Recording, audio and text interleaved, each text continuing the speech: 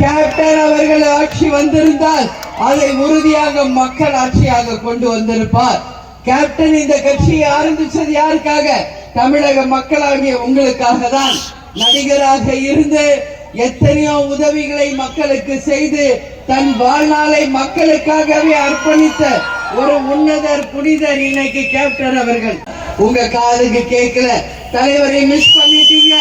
இன்னைக்கு எல்லாரும் வருத்தப்படுறீங்க, வைரத்தை மிஸ் பண்ணிட்டோம், தங்கத்தை மிஸ் பண்ணிட்டோம் அப்படின்னு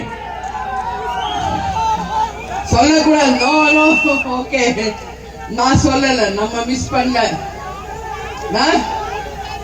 கண்டிப்பா அடுத்து வர.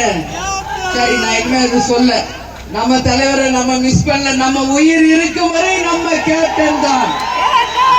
நம்ம உயிர் இருக்கும் வரை தொண்டர்களும் அந்த வழியில இந்த பாருங்க, என் கண்ணு முன்னாடி நிக்குது இந்த பேனர், லைட், கொடி எல்லாம் வேர்வை சிந்தி சம்பாதிச்ச காசுல எங்க தொண்டர்கள் கட்டிய பேனர்கள்.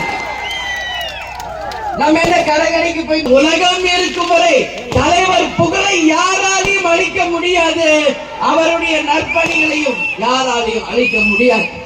அதனால சொல்றேன், முசிறி கேப்டனுடைய கோட்டை என்பதை 2026 நாம் நிரூபிப்போம், உறுதியாக நிரூபிப்போம். சரிங்களா? அதனால இத பாருங்க, சரிதா? சரிதா?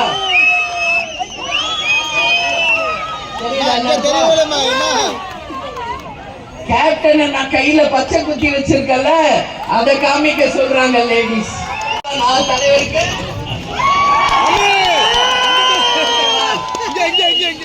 சார்பா,